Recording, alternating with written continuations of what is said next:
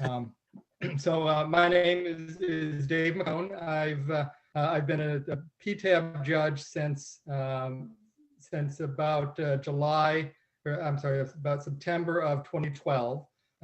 Before that, I was in private practice out in Chicago for a couple of law firms, doing primarily patent litigation.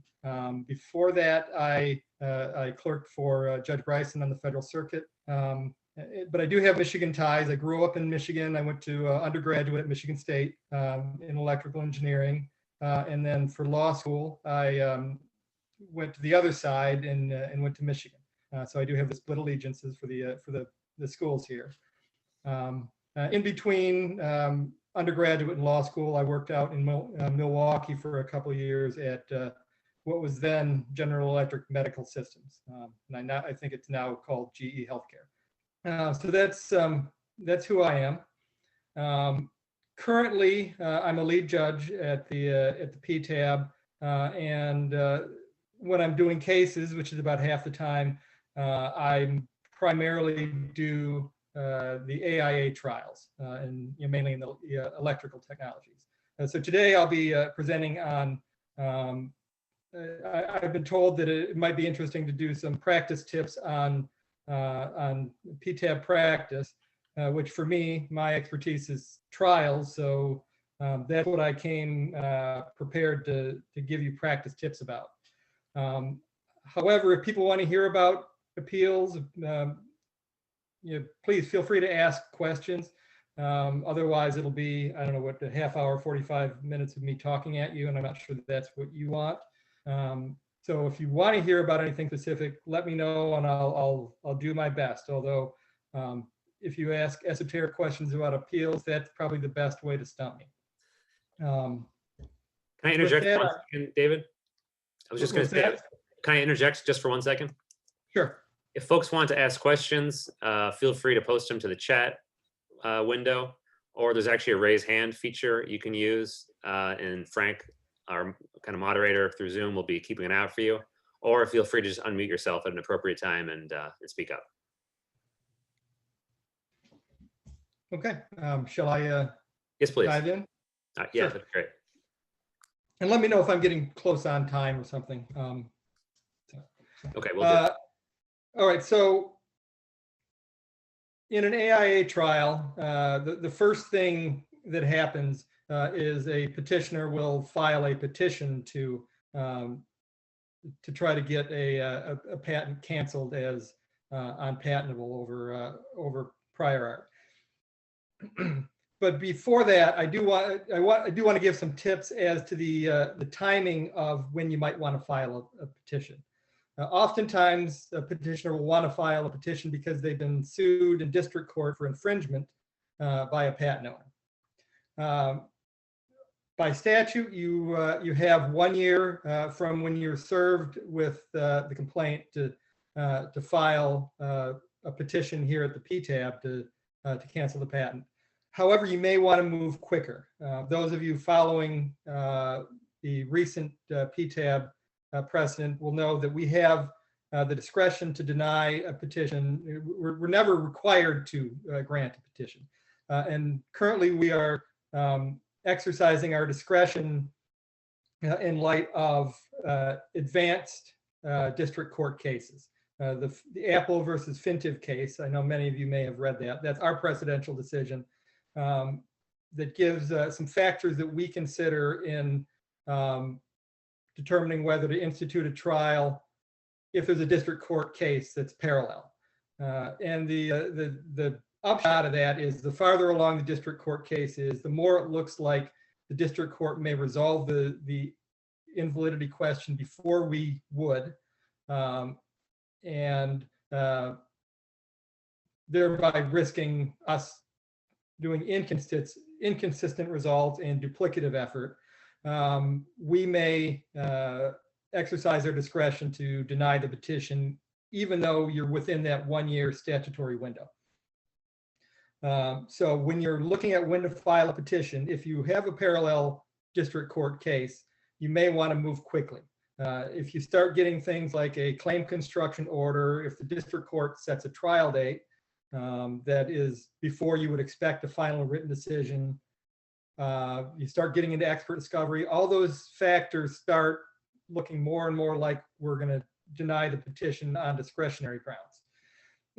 And we all know that some district courts move more quickly than other district courts. So you need to be cognizant of that. And also, you need to pay attention to what other cases are out there. Even if you're not the defendant in the district court case, we may exercise our discretion if there is a case that's considering the same issues that's ahead of us. And also, IPRs that are filed here at the Patent Office, inter-parties reviews filed at the Patent Office may also cause you problems in filing a petition.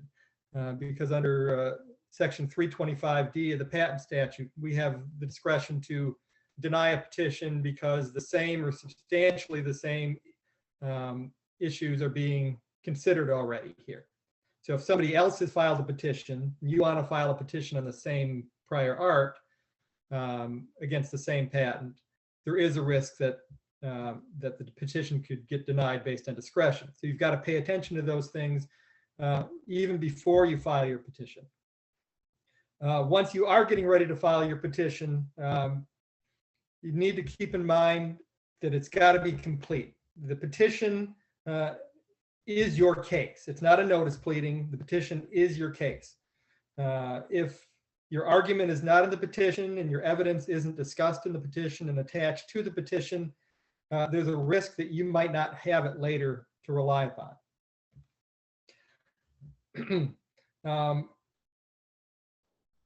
If we do institute a trial, the petitioner will get a reply, and there is some opportunities for supplemental evidence, but those opportunities are limited, and a reply is supposed to only respond to what patent owner responds with. So if you didn't put in the evidence you wanted in the petition, and you later are trying to get it in, you will probably be getting questions about why you couldn't have put it in the petition in the first place, which puts you in a difficult position as a petitioner. So make sure that the petition is complete from the get-go. Also, a focused petition we find is more effective than one that tries to cover a lot of prior art, a lot of different combinations of prior art and alternatives. We have word limits, and all your evidence is supposed to be in the petition, so you can see very quickly if you multiply the number of grounds you're challenging, you can be spreading those pretty thin, and thereby your best case is sort of obscured and not covered as well as you would want it to be. So I recommend that you focus your grounds. Also, a lot of petitioners don't always front some issues that I think they ought to. There's some issues on which the petitioner has the burden of persuasion on, and if you don't put those in the petition, you might not get your petition instituted in the first place. For example, if you know that there are some claim construction issues that the patent owner is already disputing, or you're disputing in the district court, or you know there's some issue of claim construction in the claims that you're challenging, you've got to raise those up front. There's an obligation in the rules to put your claim construction issues in the petition. And you have a risk if you don't. If patent owner comes back with a good claim construction issue and you should have fronted the issue, you might be in trouble getting your petition instituted. Also, one area, I'll say in a minute, for patent owner in the preliminary response is one opportunity for you, which I'd be remiss if I didn't say that it's something you ought to anticipate as petitioner, is issues with the prior art status or the public accessibility of some of your prior art references. That's a burden on which petitioner ultimately has the burden of persuasion.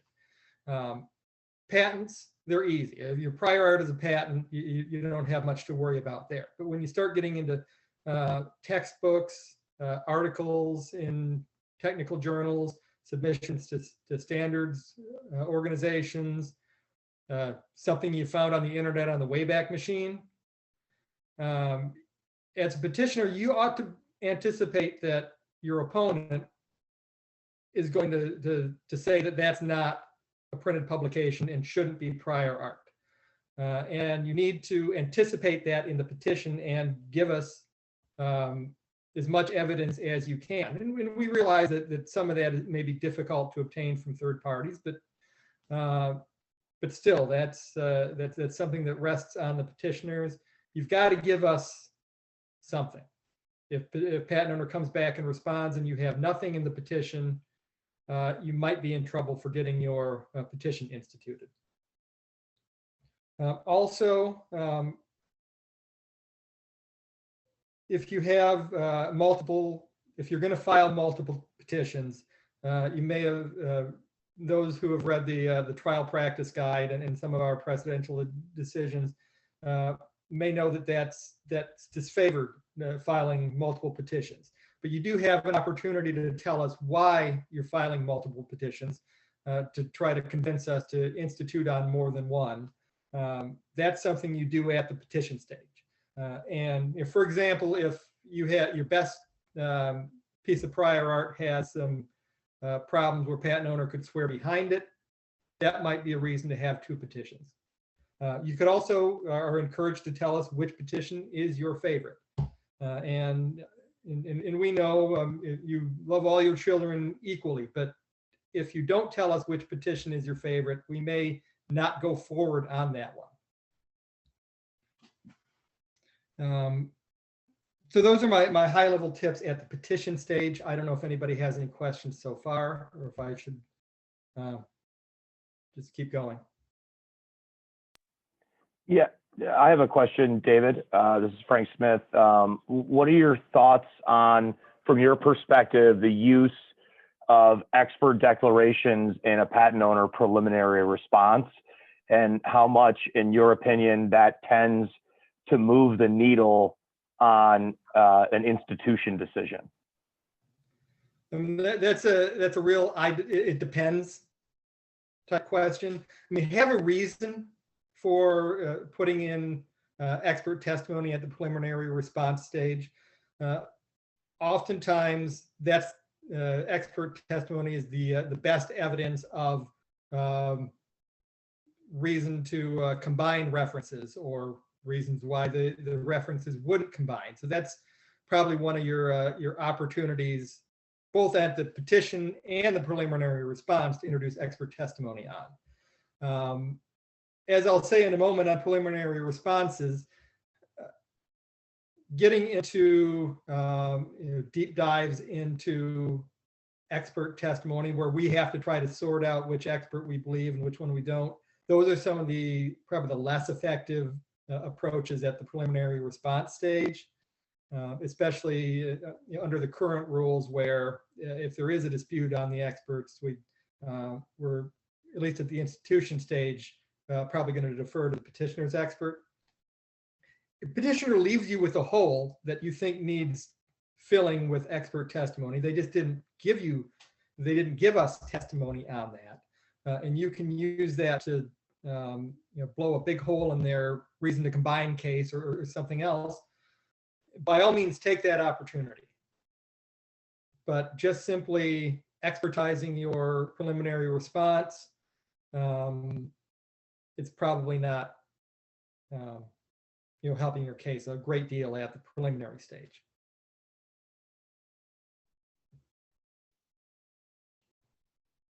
Anything else? No, thank you. That was very helpful, because a lot of times the question is, do we submit an expert declaration in support of a preliminary response, and then if it's instituted, we're going to come back in a post-institution response with a very similar expert declaration, and are you kind of shooting your shot on the front end, or argue for non-institution without an expert and then bring that ammo in on the tail end? So I know there's a lot of different ways of skinning the cat. So it's just, I'm glad to get your, I'm excited that I got your take on that, because I think that's in line with my understanding. Right. I mean, the preliminary response, you can use that and the expert testimony to educate the judges, but it's a strategy call because you're also educating your opponent. Right. And if we institute over your preliminary response, then you've given some roadmap to your opponent as well as given it to us. Mm-hmm. But on to the preliminary response. So for those who don't do trials very often, the preliminary response is the patent owner's opportunity to tell the board why we should not institute a trial in the first place. And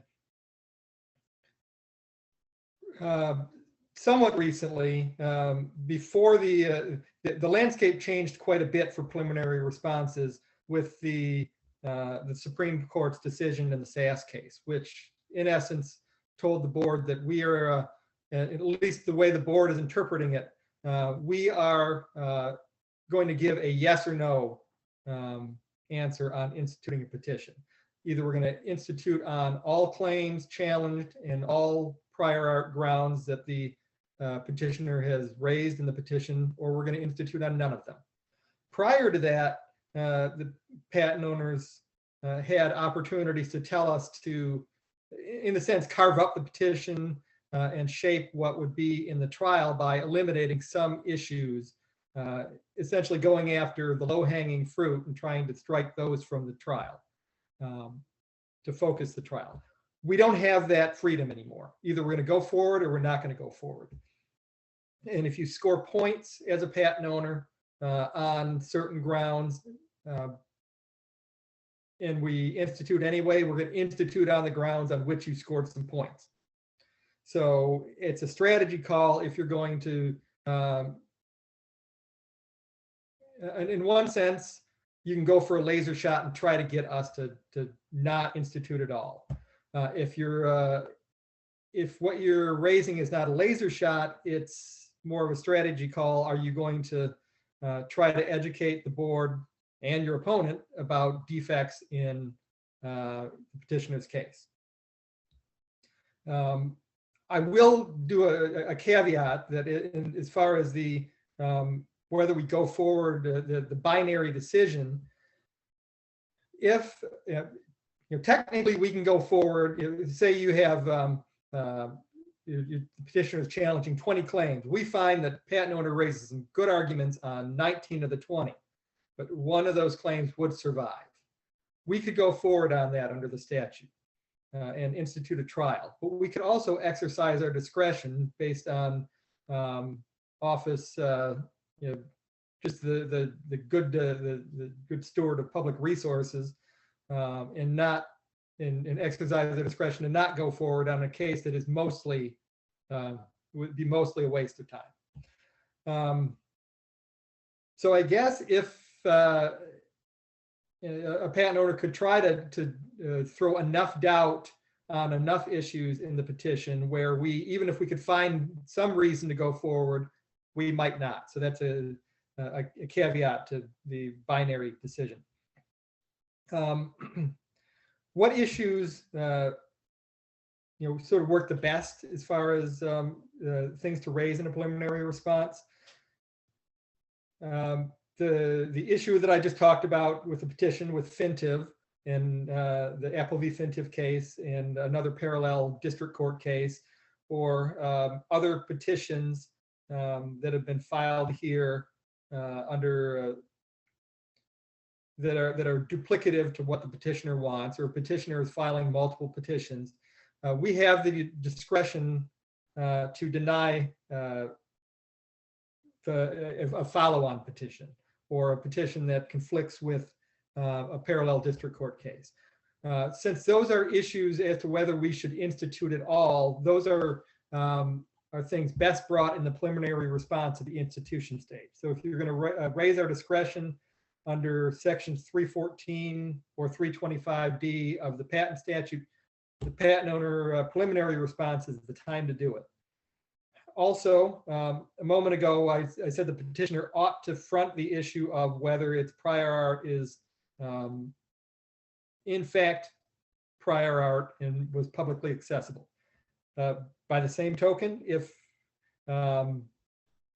petitioner's key reference and most of the grounds is an article or something they pulled off the internet and they didn't do a good job of showing that it was actually publicly accessible, that's an opportunity to take a shot at that reference at the institution stage and get us to not institute at all. And our recent Hulu decision greatly clarified what petitioner has to show and what opportunities the patent owner might have to rebut that at the institution stage. Also, issues that might work at for a patent owner preliminary response would be if you have clear merits issues that don't require a deep dive into the expert report. If there's a clear claim construction issue, if petitioner has missed an element or has done a poor job describing how the prior art reaches an element in your independent claims, if the petitioner did a very cursory job of explaining why two references ought to be combined, those are opportunities in the preliminary response. By the same token, issues that are less effective are those issues that you're going to require a cross-examination of the expert. Or if it's just two experts saying, yeah, that's disclosed, yeah, that's not disclosed. Those are harder for us to resolve at the institution stage, and we're more likely to go forward on them. So they may not be effective in the preliminary response. And I think that's the tips that I have of the preliminary response. I was going to say something about the expert reports, but I've already gotten asked about those. Any other questions so far?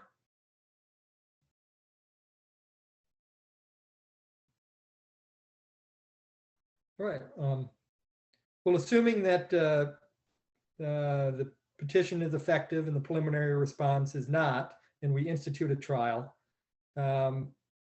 discovery in an AIA trial is a little bit different, actually a lot different than it would be in district court. First thing to point out is the depositions that you take in an AIA trial. That's your trial testimony. That's your trial cross-examination testimony. The direct evidence comes in through the declarations, and the cross-examination comes in ordinarily through the deposition. If you treat the depositions as discovery depositions, you may be forced to in some sense because you don't get an additional discovery deposition. But the more you treat it as a discovery deposition, the more risk you have that you might not like what you discover. You should treat the deposition as your trial testimony. Also, for the depositions, you need to object as you would expect. You need to object to testimony at the time that it's being given, at the time the questions are asked. Our rules, this is spelled out in our trial practice guide, we do limit your objections. You don't get the speaking objections. You can't tell your witness that the question is vague and you can't understand it. And so it eliminates a lot of the potential coaching objections. So you should pay attention to that when you're preparing to defend a deposition in an AIA trial. Also,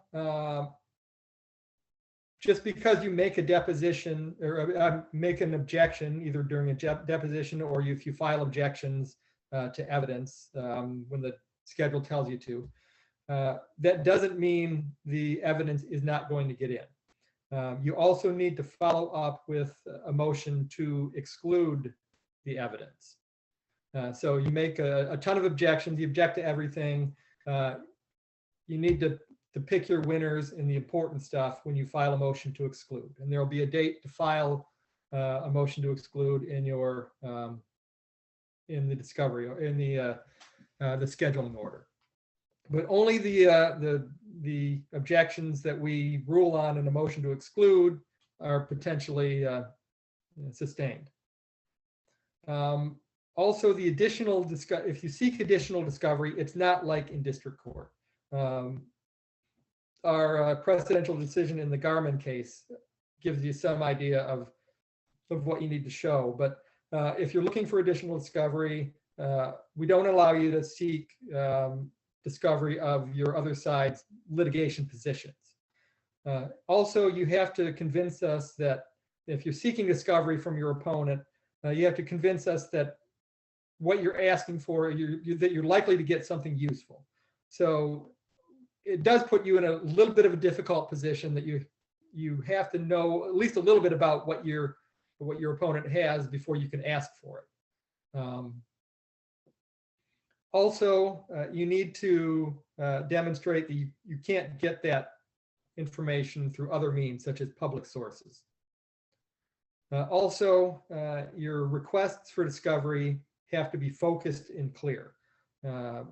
The 5 pages of instructions that you would provide in your document request in district court, along with your 1-page question asking for everything referring to or relating or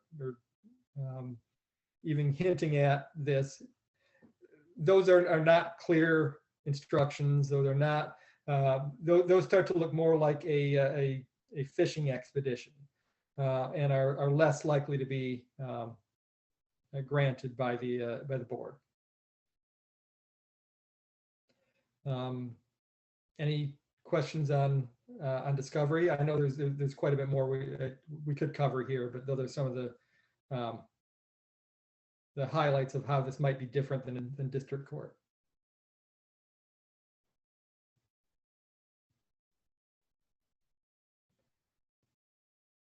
Well, after we institute a trial and some discovery is taken, patent owner files its patent owner response. I don't have a whole lot to say about this other than where the petition is petitioner's case. That's your evidence better be in there and explained in the petition. The same is true with the patent owner response. That is the patent owner's case.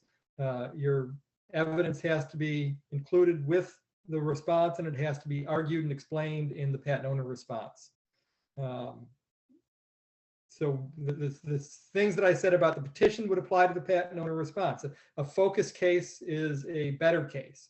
If you can do a deeper dive with better explanation on 1 or 2 key arguments, that might be more effective than raising a ton of arguments and covering them only with limited depth.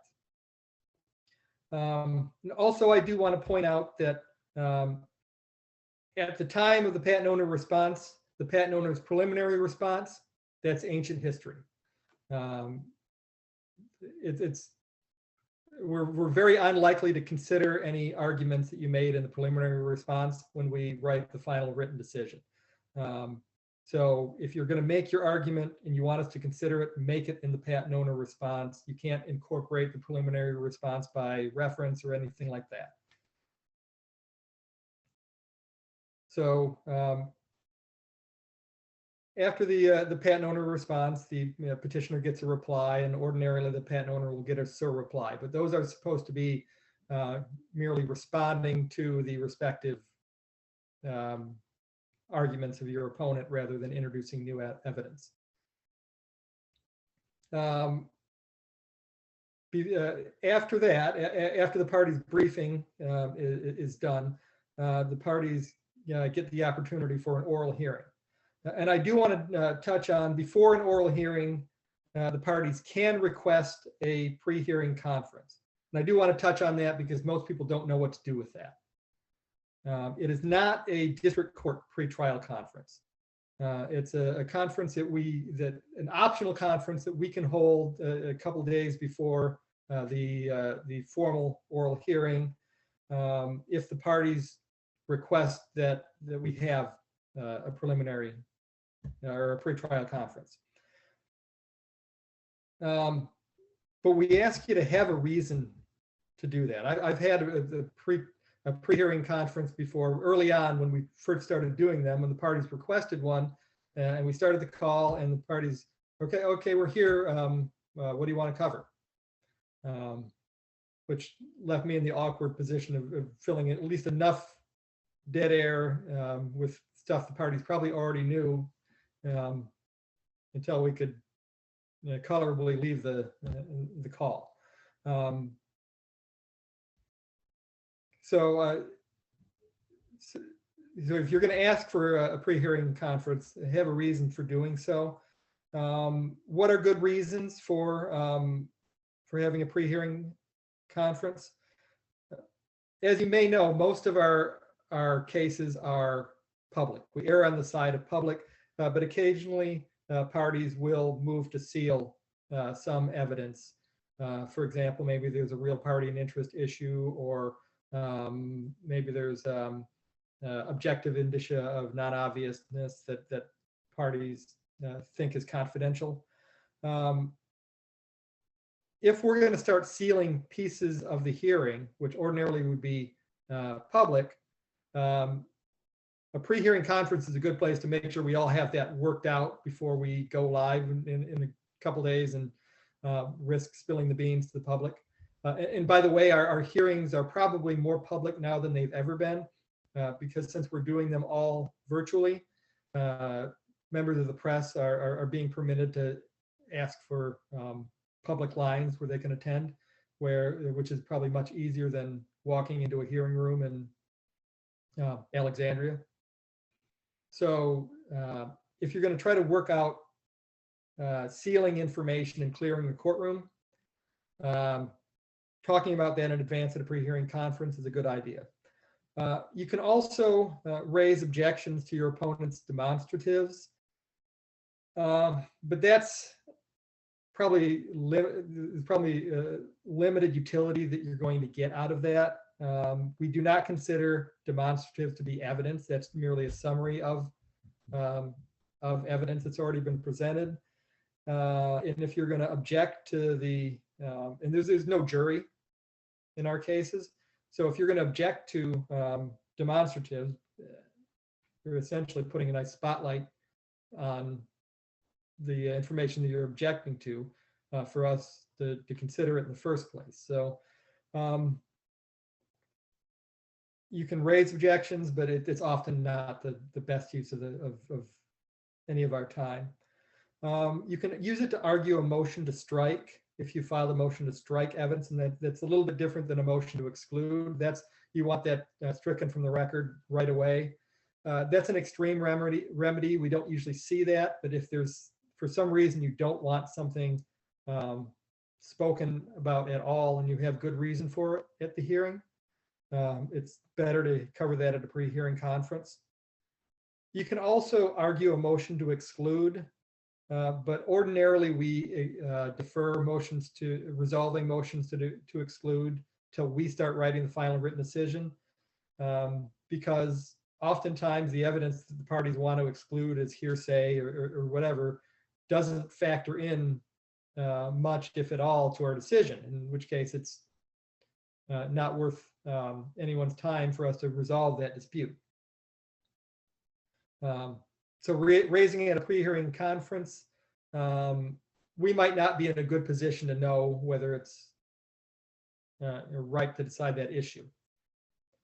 Now, assuming you get past the pre-hearing conference, we would then have an oral hearing.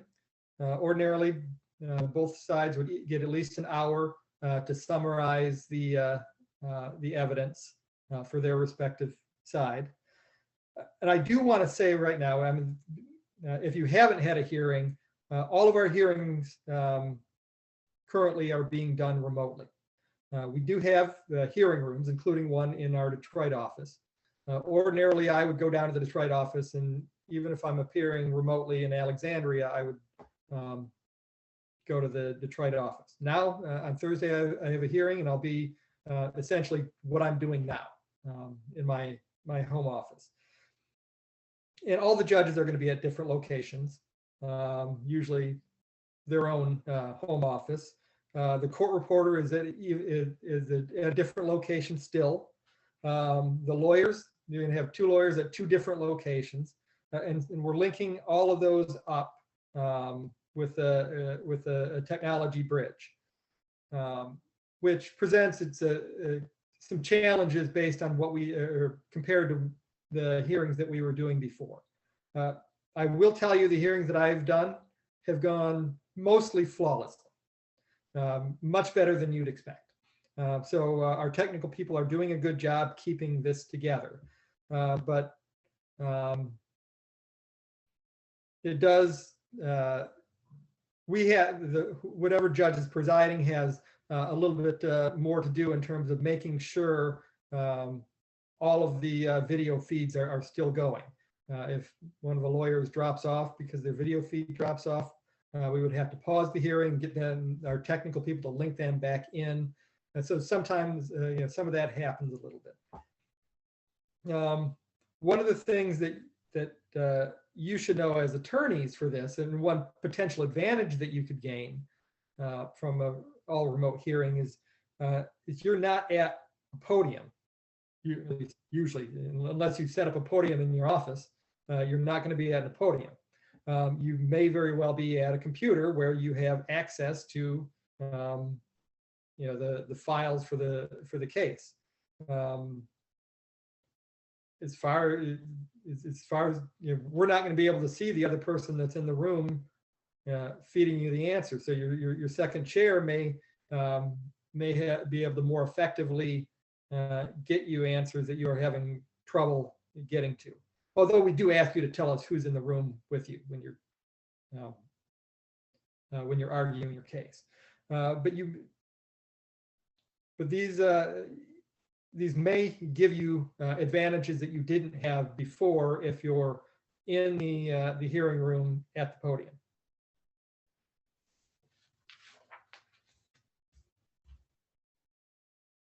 As far as hearings in general, as I said before, it's the hearings are an opportunity to summarize the evidence, and it's not an opportunity to present new evidence.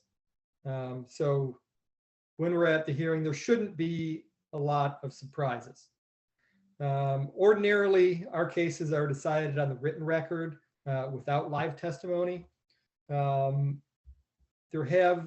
We have had a few instances of live testimony, but that's the default is the cases on the written record, and you get to summarize the written record, and we get the opportunity to ask you questions at the oral argument. You may notice that that one judge may take the lead and ask either the majority or almost all of the questions at a hearing. That's the way we set it up is one judge takes the lead on a particular case, but don't assume that the other judges are not prepared or paying attention. We do prepare for the cases together. We conference the cases before we have the oral argument, and we are also able to communicate by instant messaging, you know, behind the scenes. So we may, for just organizational purposes, one judge may be asking the majority of the questions. And if I'm not the lead on that particular case, I may sit back, and as long as my questions are getting answered, I may not say a whole lot. But I also may you know, be listening for. Sometimes it's good to not being the one asking the questions if I'm going to listen to the answers. Often how you might use the second chair at a deposition to listen to what the answers are, to figure out a better way to follow up, to make sure the questions are actually getting answered. So that's why you may see one judge doing more of the work than the others at an oral hearing. Handling demonstratives at the oral hearings. We will have a copy. You will submit a copy, you'll file them in advance, and we will have them. I'll have on one of my monitors, I'll have your demonstratives as you're presenting them. You probably won't be able to display them even before all the offices were closed and our hearings were all remote.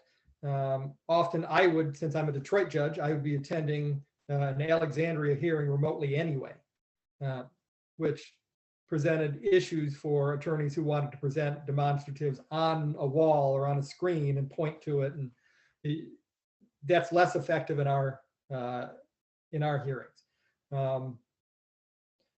The document camera, I know some lawyers love to use the document camera. You have to assume that I won't be able to see it, what you put up there. So you may want to prepare to not use the document camera. Also, don't treat the demonstratives as a script. We may ask you to jump around a bit, so know your demonstratives. I personally like when you use demonstratives.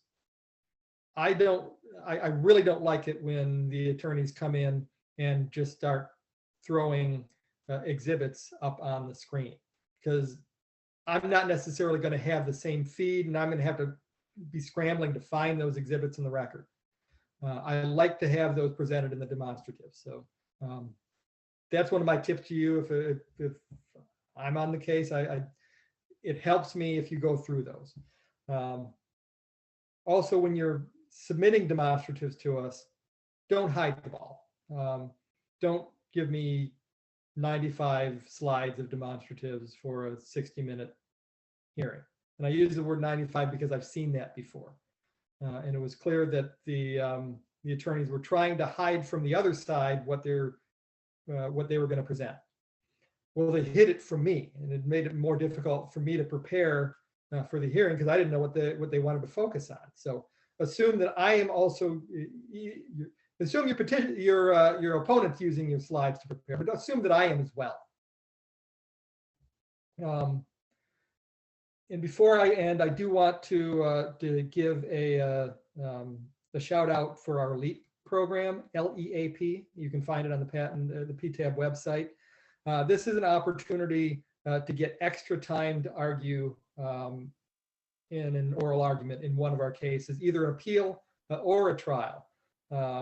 If you need to offer up a LEAP practitioner who is somebody with three or fewer substantive oral arguments, or 7 or fewer years as a licensed attorney or agent. That is so ordinarily you may be reluctant to give that person a chance to stand up. We are trying to encourage you to get those people to stand up, and we're doing that by giving you an additional 15 minutes of argument time. As long as you give that LEAP practitioner a meaningful and substantive opportunity to argue something. So if you're trying to convince your clients to let the junior attorney who probably wrote the briefs and knows it better than anybody anyway, give him or her an opportunity to stand up and get some experience, here's your incentive. You can go to your client and say you get an extra 15 minutes of extra time. And who doesn't want an extra 15 minutes of time to present their case? So, with that, I'll take any questions you want, even if it's not something that I covered.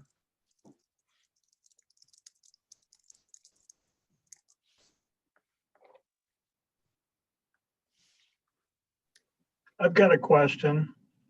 Sure. So, I came to this whole IPR practice from the perspective of a practitioner who did patent prosecution for a number of decades, and also the former reexamination process. And in both of those, I considered the patent office to be more active and aggressive at dealing with prior art and apprehending the significance of prior art. And in my personal experience doing the patent trials, I've experienced the panels to be more passive. And I wondered if you could comment on that. They tend to be, unless you stick it right in front of them, they're not going to apprehend the significance of a piece of prior art, or if they do, they're not going to say it. And it's just been remarkable to me in that regard. And I wondered if there's training for that, or if, you know, what's driving that, if you agree with what I just said. Well, certainly the AIA trials are not an examination, and they're not an extension of an examination or the extension of a re-examination. They're set up to be adversarial proceedings. And I think we've always treated it that way, is that we're let the parties present their cases to us, and we're going to rule on those cases.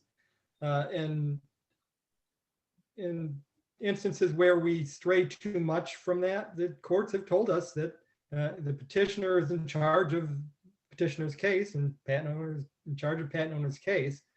And that is what we are supposed to be looking at. So if we decide that, oh, well, petitioner didn't catch the significance of this reference, petitioner just missed it, patent owner pointed that out, or patent owner has a good argument that could be cured if we were to look more closely at this reference. If we decide that we are going to then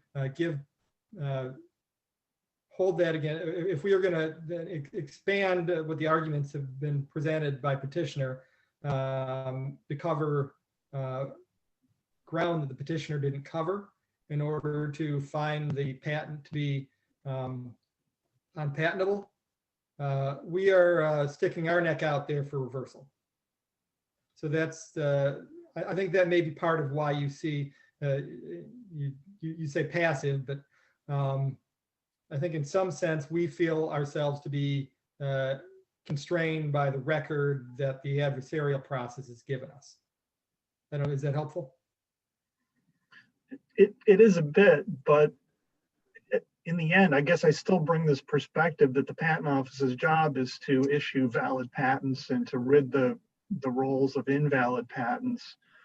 And so I guess I came into the whole process expecting that the patent office, if anything, you know, of course it's going to try to be neutral in an inter partes adversarial process, but it still seems to have that bias. Or in my mind, maybe it should. It should be a little bit more aggressive at reconsidering whether a patent was wrongly issued. And we do have that tug of war between sticking to the adversarial process and what might be a protection of the public function. And you're probably not the only one who doesn't agree that we've got the balance right on it. But I think there's an equal number that on the other side that think that we go too far beyond what the parties argue in the respective papers. So I mean, we're certainly walking a tightrope on that. There's no doubt. Understood. Thank you. I have a question. What impact would you say a prior court ruling on the validity of a patent may have, if any, on the PTAB's own judgment of whether it's unpatentable or not, when proceedings might be happening in parallel? I guess it depends on so if the district court invalidates or determines that a patent is invalid, we're considering it here. At that stage, I'm not sure it has an exclusive effect. We would certainly look at it if the parties present it to us. If the Federal Circuit has affirmed it, then we may very well be bound by what the Federal Circuit says.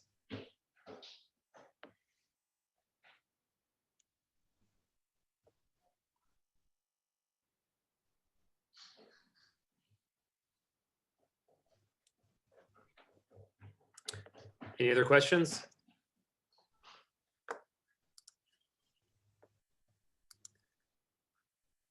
Well, thanks a lot, David, for joining us today. I think this was a great presentation. Really appreciate your time. Normally we'd applaud, but everyone's muted, so I guess we can just, do a thumbs up. And Damien's with us now. Maybe Damien could have a chance to say a few remarks that he might not have had a chance to earlier. I think you're muted, Damien. You might have to unmute yourself there. Yeah, I came back in and muted Damien. I apologize for that. Okay. You're still muted, Damien. Can you unmute him, Frank, or no?